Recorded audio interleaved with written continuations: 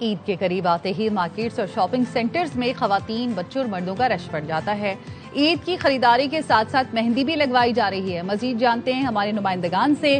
لاہور میں سدرا غیاث، اسلام آباد میں فرح ربانی، پشاور میں مدیحہ سنبل، سکر میں سیرج کھوکھر، حیدرآباد میں ناصر حسن خان، کوئٹہ میں عزیز الرحمان کاکڑ ہمیں اپڈیٹ کریں گے۔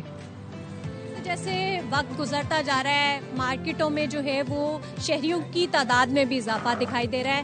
ہماری چوڑیاں رہ گئی ہیں، باقی ہمارے سارے کپڑے وغیرہ ہو گئے ہیں، خود سے وغیرہ لے لیے ہیں۔ مہندی چاند رات پہ لگوائیں گے تاکہ اس کا کلر جو ہے نا وہ رہے۔ کشمیری چوڑیوں کا ٹرینڈ کافی چل رہا ہے اور اس لیے وہ بہت مہنگی بھی ہوئی ہیں۔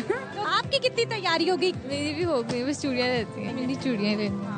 تو تمام شہری جو ہے وہ عید کی تیاریوں میں مصروف دکھائی دے رہے ہیں۔ اسپیشلی بچوں کی بات کی جائے تو انہوں نے کافی چیزیں خریدی ہیں تاکہ وہ عید کو اپنی من پسند انداز سے گزار سکیں۔ عید میں ویسے تو 1-2 دن باقی ہیں، لیکن اسلام آباد میں اسٹال سج گئے ہیں مہندی لگانے کے، اور میں اسٹال سے بھرپور فائدہ اٹھا کر میں نے بھی لگوانی شروع کر دی ہے مہندی۔ اسلام آباد میں اگر ریٹس کے حوالے سے بات کریں تو ڈفرینٹ ریٹس چل رہے ہیں۔ 400 روپے بھی ایک ہاتھ کے ہیں، 200 روپے ایک ہاتھ کے ہیں، مختلف ڈیزائنز ہیں اور مختلف سٹائلز ہیں، انہی کے پیسے لیے جا رہے ہیں۔ تو جو اسلام آباد کی لڑکیاں ہیں وہ خاصی ایکسائٹیڈ ہیں، کیونکہ جب عید کی بات آئے، چاند رات کی بات آئے تو پراپر لوازمات ہوتے ہیں کہ مہندیاں بھی لگانی ہیں، چوڑیاں بھی پہننی ہیں، جھمکے بھی جو خریدنے ہیں۔ تو وہی ٹرینڈ یہاں پر اسلام آباد میں ابھی سے چلنا شروع ہو گیا۔ ابھی دن تو باقی ہے، لیکن صبر کون کر سکتا ہے۔ چھوٹی عید پہ وہ سونے خالی ہاتھ اچھے نہیں لگتے، مہندی جو ہے وہ لازم ہوتی ہے۔ یہ جو مہندی لگا رہی ہیں ان سے ہی جانتے ہیں کہ یہ عید پہ جو ہے ان کے پاس کیسے کلائنٹس آ رہے ہیں اور کتنا رش ہے اور ان کی عید کی تیاری ہوئی ہے یا نہیں ہوئی ہے۔ یہ کام جو ہے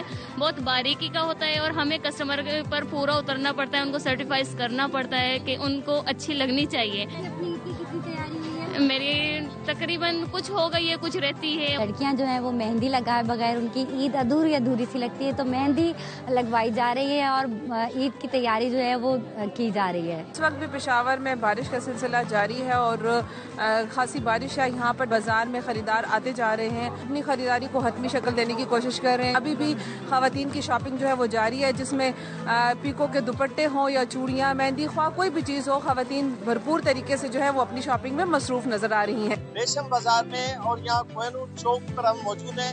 یہاں جس طرف بھی دیکھیں عید کی خریداری میں بچے، خواتین خاص طور پر اور مرد جو ہے وہ ساتھ ساتھ جو ہے بچوں کی، بیگمات کی، بہنوں کی، سب کی فرمائشیں پوری کر رہے ہیں۔ ہمیں 8-10 دن ہو گئے کنٹینیو شاپنگ کرتے ہوئے، کچھ بچوں کی چیزیں رہی ہوئی تھی جو ابھی ہم دے رہے ہیں یہاں پہ۔